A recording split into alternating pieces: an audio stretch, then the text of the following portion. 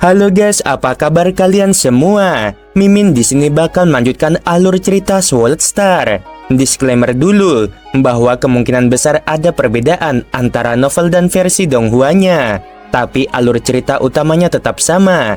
Jadi tanpa ragu, Mimin akan membawakan alur ceritanya. Di bintang asli lainnya mengalir sungai emas yang bergejolak, dan 9 binatang aneh berenang dan mengaum di dalam air. 3 kesatria dari aliansi wilayah utara mengirimkan suara mereka menggunakan kekuatan ilahi mereka. Ini perlawanan yang kuat. Aku tidak bisa membayangkan Lo Feng akan memiliki harta karun sejati seperti itu. Tidak heran, dia adalah bakat super dari ras puncak. Dia memiliki harta karun sejati tipe domain, bahkan jika dia selemah ini. Sepertinya kita tidak akan bisa menghabisi manusia Lo Feng kali ini. Ayo cepat pergi. Ketiga kesatria mencoba untuk mematahkan perlawanan dari air dan terbang keluar. Tetapi mereka hanya bisa terbang perlahan. Mereka semua mulai mengutuk Lo Feng karena dia hanyalah seorang Undying. Dia cukup kuat untuk menghabisi Kaisar Cermin Kulit Kayu. Tetapi mereka semua mengira Lo Feng hanya sekuat kesatria sekunder. Namun dia memiliki harta karun sejati tipe domain, dan bersama dengan harta karun sejati tipe jiwa yang telah dikonfirmasi, dia memiliki harta karun sejati yang jauh lebih baik daripada para kesatria umumnya. Dia tidak akan bisa lolos jika bukan karena harta karun sejati yang ada di wilayah kekuasaannya. Beruntungnya Lo Feng itu. Tiba-tiba, seekor binatang hitam yang samar muncul di air emas yang bergejolak, dan keganasan di matanya yang gelap segera membuat takut kesatria terdekat. Binatang hitam aneh itu menghantam dada sang kesatria, bagaikan seberkas cahaya keemasan, diikuti oleh geraman kuno dan rendah. Armor harta karun pada kesatria itu langsung hancur, dan tubuh sucinya pun musnah. Binatang hitam aneh itu mulai menyerang kesatria kedua. Ia meluncur di atasnya seperti mesin giling uap. Satu-satunya kesatria yang masih selamat membuka matanya lebar-lebar dan mulai meraung dengan kekuatan ilahinya. Manusia Lo Feng itu hanya umpan. Sebuah pedang menebas punggungnya. Kesatria ketiga mencoba melawan binatang aneh itu dan merasakan tubuh dewanya bergetar. Setelah itu, dia tidak merasakan apapun. Sudah terlambat bagimu untuk menyadari kesalahanmu, kata sebuah suara. Sosok Lo Feng yang berbaju besi dan bersayap perak melangkah maju, memegang pedang mutiara pemotong. Ia melirik pecahan harta karun sejati, senjata, dan cincin dunia, lalu mengambil semuanya. Ia memasukkan kembali pedang mutiara pemotong ke sarungnya, dan binatang bertanduk emas kembali ke cincin dunianya. Mereka tidak memiliki berita terkini, bisik Lo Feng. Kekuatan lain di alam semesta tidak memiliki alam semesta virtual untuk berbagi informasi secara langsung. Kekuatan seperti aliansi wilayah utara dan aliansi 9 wilayah yang memiliki banyak ras, terutama aliansi wilayah utara itu. Ada begitu banyak ras, sepertiga kesatria yang kuhabisi berasal dari sana.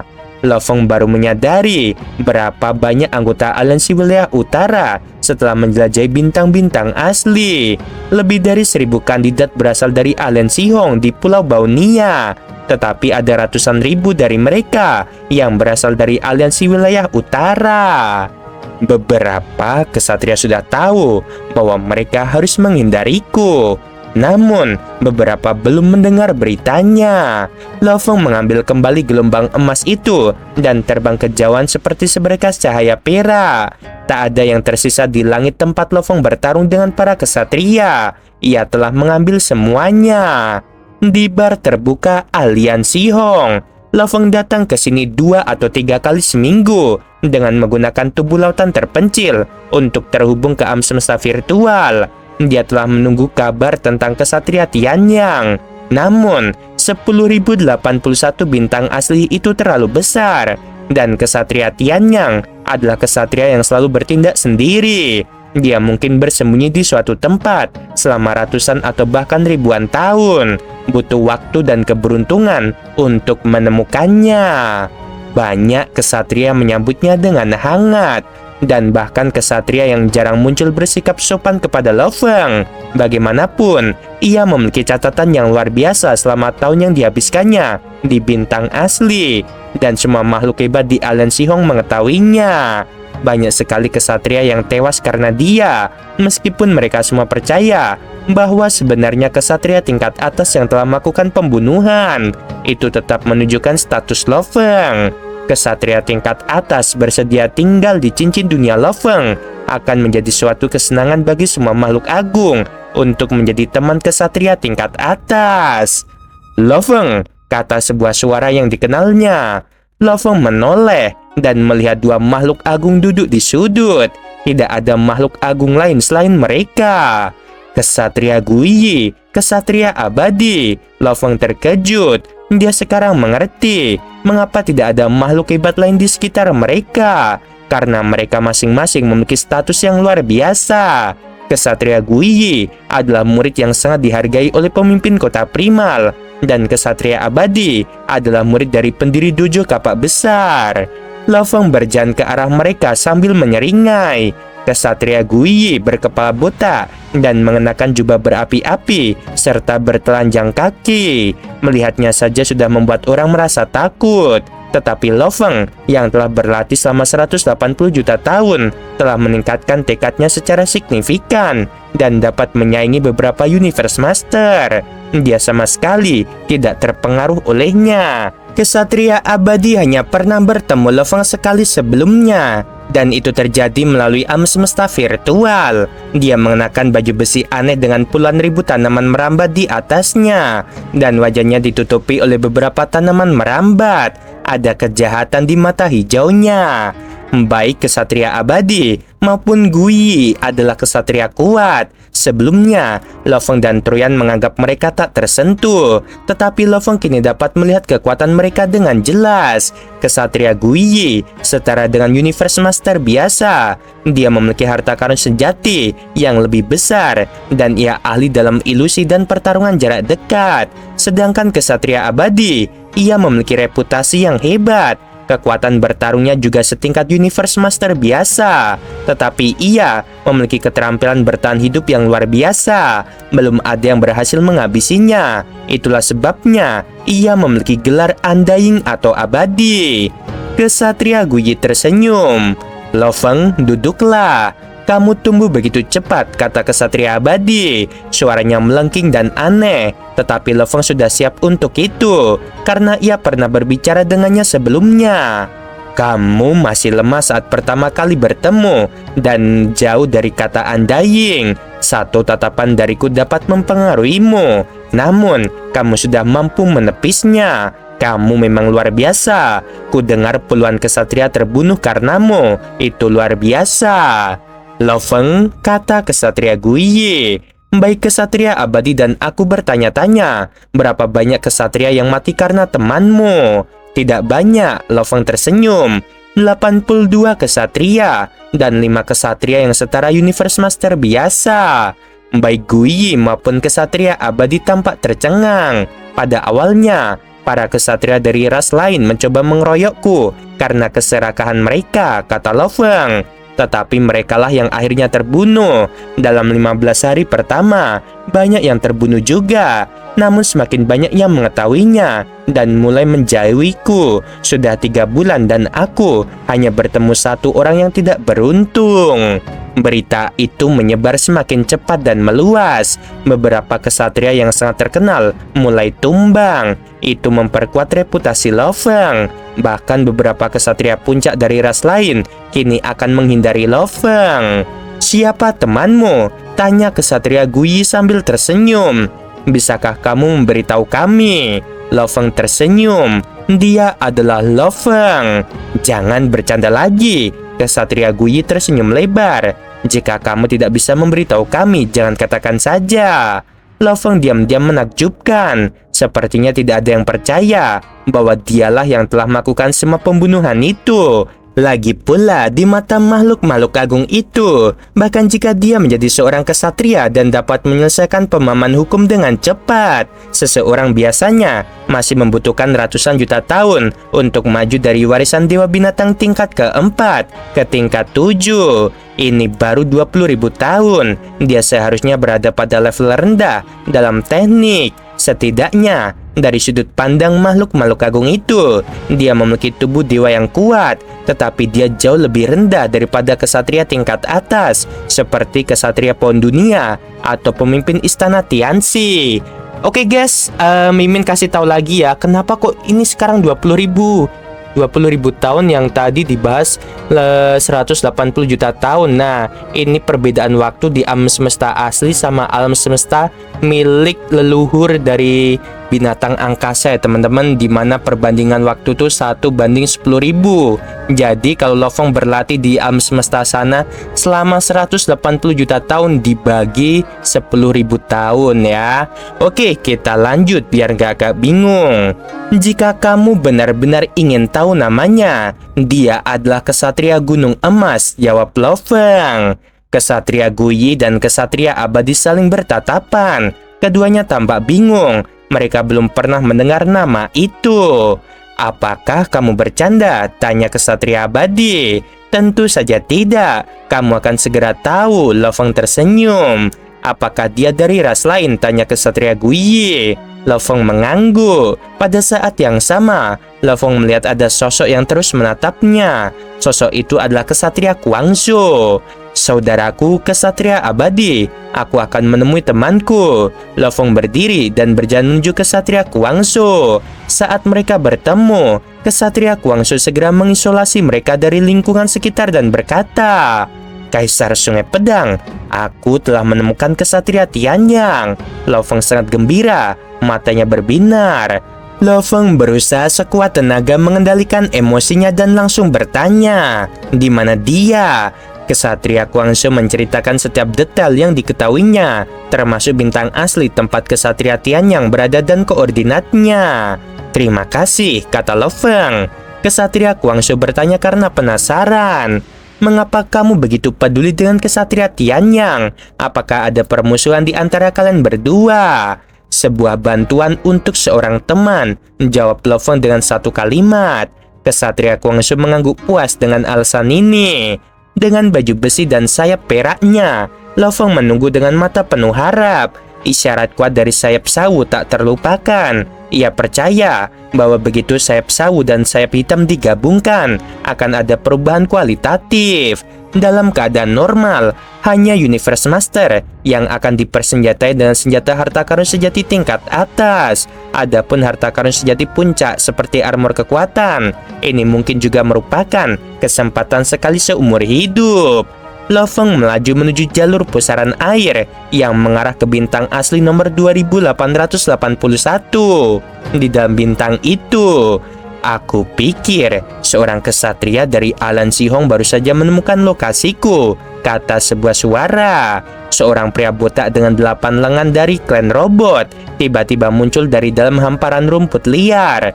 Tubuh suci kesatria Tianyang dipersenjatai dengan senjata teknologi unik. Misalnya, kepalanya mampu berputar 360 derajat, memberikan tingkat kewaspadaan yang tinggi. Untuk saat ini, keberadaanku belum bisa diungkapkan, katanya. Untuk jaga-jaga, sebaiknya aku segera pergi dari sini. Mata kesatria Tianyang menampakkan kilatan dingin. Lalu dengan mengepakkan sayap hitamnya, dia melesat dan terbang ke angkasa. Saat kegelapan turun, binatang bertanduk emas melayang tinggi di langit malam, mengamati sekelilingnya. Itu dia. Berdasarkan informasi yang diberikan oleh kesatria Guangzhou, seharusnya daerah ini. Lo Fong si tanduk emas sedikit bingung. Dia telah dengan hati-hati mengamati dataran sepi yang dipenuhi rumput liar. Rumput liar itu sangat tinggi. Jika dia tidak melihat dengan seksama, dia mungkin tidak dapat menemukan makhluk besar yang bersembunyi di sana. Tidak ada seorang pun. Lo Fong si tanduk emas merasa semakin curiga. Butuh waktu lama bagiku untuk bergegas ke sini, tetapi paling lama hanya lebih dari 2 hari. Para kesatria yang bersembunyi di bintang asli berjaga-jaga untuk kesempatan yang tepat. Biasanya tinggal setidaknya selama setengah tahun hingga 1 tahun. Bagaimana mereka semua bisa pergi? Lofeng si tanduk emas mengamati hamparan langit dan bumi. Tidak mungkin dia bisa memastikan di mana kesatria Tian yang berada. Namun sayap sawu yang tersembunyi di cincin dunianya tampaknya terprovokasi dan siap bergerak. Jelas pasti merasakan lokasi lawan mereka, yaitu sayap hitam. Astaga, Lofeng bertanduk emas menggeram pelan. Panggilan kuat terkirim dari arah tertentu, dan sayap sawunya bergetar seakan siap terbang. Di sana, Lofeng si tanduk emas menoleh jauh ke kiri. Sensasi pemanggilan yang kuat ini terasa sama seperti sebelumnya. Jelas berasal dari sayap hitam milik kesatria Tianyang. Lofeng si tanduk emas dengan cepat melebarkan sayapnya. Dia berakselerasi tanpa henti dan terus melaju seperti ini hingga mencapai kecepatan mendekati kecepatan cahaya. Di sisi lain, sayap kesatria Tianyang yang bersinar bergetar. Itu dia, bisiknya. Itu binatang bertanduk emas. Saat kamu menginjak bintang asli ini, aku bisa merasakanmu. Tapi aku tidak menyangka kamu akan mendekatiku di sini. Mata kesatria Tianyang dipenuhi dengan dingin. Tentu saja, dia tidak bisa melupakan pertempuran yang terjadi hampir 20.000 tahun yang lalu. Binatang bertanduk emas memiliki sepasang sayap harta karun sejati yang sangat penting baginya. Pada saat itu, binatang bertanduk emas jelas jauh lebih lemah darinya dalam hal kekuatan. Tetapi ia memiliki baju besi harta karun sejati yang kuat dan tubuh dewa yang besar yang menempatkan kesatria Tianyang pada posisi yang kurang menguntungkan. Orang yang menyebalkan, apakah dia di sini untuk menggangguku lagi? Kesatria Tianyang menggertakkan giginya. Jelas kekuatannya tidak sebanding denganku. Namun dia memiliki baju sirah harta karun sejati tingkat tinggi dan tubuh dewa yang besar. Melawannya, jika kamu tidak memiliki tubuh dewa sebesar itu, aku pasti akan melawanmu. Dia segera berubah menjadi cahaya dan terbang ke arah lain.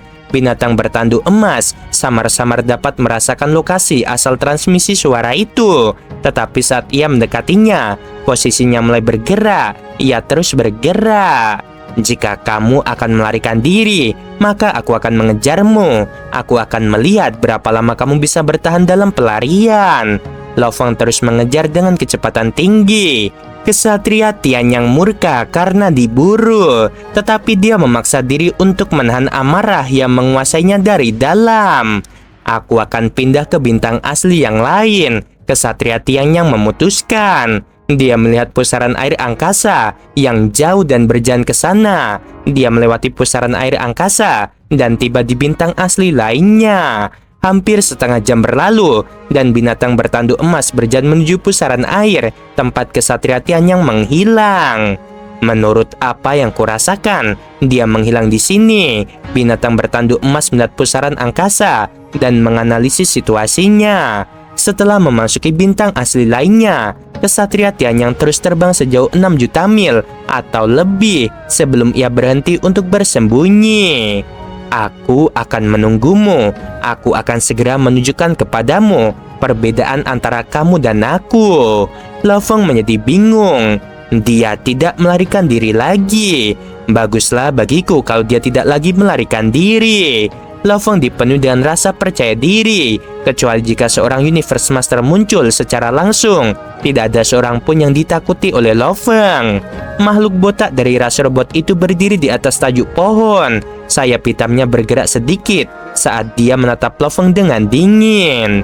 Binatang bertanduk emas yang menyebalkan, gerutunya. Kesatria Tianyang, kata binatang bertanduk emas sambil mendekat dengan kecepatan tinggi dan tidak melambat sedetik pun. Kesatria Tianyang mengeluarkan raungan marah. Semua amarah yang terpendam dan terkumpul setelah dikejar sekian lama meledak. Segala sesuatu di antara langit dan bumi tiba-tiba jatuh ke dalam kegelapan yang luas. Binatang bertanduk emas yang awalnya terbang dengan kecepatan yang sangat tinggi tiba-tiba merasa seolah-olah telah jatuh ke dalam rawa berlumpur. Lofeng bertanduk emas terkejut. Ini adalah harta karun sejati jenis domain. Kesatria Tianyang, sejak kapan dia memiliki harta karun sejati tipe domain? Suatu makhluk yang diselimuti kabut hitam muncul di langit ketika binatang bertanduk emas mengejar Kesatria Tianyang ke dalam pusaran angkasa. Makhluk dalam kabut hitam itu mulai tertawa gelap, lalu terbang ke pusaran angkasa itu. Tiba-tiba, sungai emas yang bergejolak bertabrakan dengan cahaya hitam, seolah-olah ada dua lautan yang saling bertabrakan. Cahaya hitam terus mundur karena sungai emas itu sama kuatnya. Dua wilayah saling bertabrakan. Harta karun sejati tipe domain lainnya. Makhluk dari kabut hitam itu terkejut. Hanya beberapa kesatria yang memiliki harta karun sejati tipe domain, dan aku melihat dua dari mereka yang memilikinya. Sepertinya ada dua kesatria kuat yang bertarung. Apakah salah satunya adalah Kesatria Tianyang? Kesatria Tianyang menjadi marah dan berteriak, "Binatang bertanduk emas, apakah kamu harus bertarung denganku?" Kesatria Tianyang, "Ketahuilah bahwa kamu tidak akan bisa lolos dari pertarungan ini," kata binatang bertanduk emas sambil melotot ke arahnya dari jauh. Kesatria Tianyang menambahkan dengan acuh tak acuh, "Sepertinya aku harus bertarung denganmu." "Ya," kata binatang bertanduk emas dengan suara rendah. "Kalau begitu lawan aku. Mari kita selesaikan ini secepatnya." Kesatria Tianyang sangat marah. Dia tidak menyangka bahwa binatang bertanduk emas dapat menandinginya. Dia pernah melawan kesatria tingkat atas sebelumnya. Dia tidak takut pada siapapun. Binatang bertanduk emas itu menggeram. Baju sirahnya berwarna gelap dan tanduk terpanjangnya dikelilingi oleh 5 tanduk lainnya setajam pisau. Ada sebuah pesawat ulang-alik hitam di masing-masing tangan Kesatria Tianyang, dan dia menatap binatang bertanduk emas dengan tatapan dingin. 8 pesawat ulang-alik hitam berubah menjadi cahaya yang memukau. Namun, cahaya keemasan yang tajam dan memancar menghilangkan ke-8 pesawat ulang-alik itu. Tanduk terpanjang pada binatang bertanduk emas mengenai Kesatria Tianyang. Kesatria Tianyang tercengang. Ini adalah serangan paling dahsyat yang pernah ia alami. Kesatria Tianyang bangkit kembali, terkejut saat mengetahui bahwa 22% tubuh dewanya telah hilang. Kesatria Tianyang memiliki tubuh dewa yang cukup kecil, tingginya sekitar 2-4 kaki. Jika dia mengenakan baju sirah harta karun sejati biasa, dewa binatang akan menghabisi Kesatria Tianyang. "Itu armor harta karun sejati tingkat tinggi, gerutu binatang bertanduk emas. Apakah kamu mempersiapkannya untuk bintang-bintang asli ini?" Kesatria Tianyang mengendalikan cahaya hitam untuk melawan binatang bertanduk emas sambil menggoyangkan sayapnya dan mencoba melarikan diri. Binatang bertanduk emas menebas cahaya hitam dan terbang mengejarnya. Mereka terus mengubah arah puluhan kali dalam waktu kurang dari 1 detik. Tubuh binatang bertanduk emas dengan cepat menemukan bahwa kemampuannya untuk mengubah arah lebih rendah daripada Kesatria Tianyang. Benar, pikir Lo Feng, sayap hitamnya dan sayap sawu memiliki sumber yang sama. Aku telah berlatih di jalur ukiran gambar selama 180 juta tahun. Meskipun aku berhasil menemukan cara untuk mewujudkan sungai 9 harimau segera setelah aku keluar, aku masih belum dapat menemukan cara untuk melakukan bentuk ketiga dari sayap sawu, karena itu jauh lebih rumit. Lo Feng memahaminya karena kemungkinan besar sayap hitam juga memiliki bentuk ketiga yang digunakan lawannya. Tidak heran dia tidak bisa menangkap Kesatria Tianyang. Binatang bertanduk emas menggeram. "Aku tidak ingin menggunakan jurus pamungkasku sejak awal, tapi kamu benar-benar pandai berlari." Kesatria Tianyang yang mendengar itu menjadi ketakutan. Cahaya keemasan yang dahsyat sudah luar biasa kuatnya, tetapi itu bukan jurus pamungkasnya. Dia tidak dapat membayangkan bagaimana binatang bertanduk emas yang sebelumnya jauh lebih lemah darinya bisa menjadi begitu kuat sekarang. Mata binatang bertanduk emas tampak tenang, dan kekuatan dewa yang membara meledak. Panjangnya lebih dari 55.000 mil, dan pertarungan itu bahkan belum menghabiskan 1/60 juta dari kekuatan dewanya. Namun setelah menggunakan jurus akulah alam semesta, kekuatan dewa itu meluap keluar. Makhluk yang diselimuti kabut hitam sejauh 60 juta mil yang telah mengikuti mereka tiba-tiba merasakan segalanya menjadi gelap. angin kekacauan yang tak berujung mulai bertiup. Oke guys, sampai sini dulu episode kali ini dan selamat sahur buat yang menjalankan puasa. Sebelum video berakhir, Mimin mau bilang sungguh membagongkan. Terima kasih.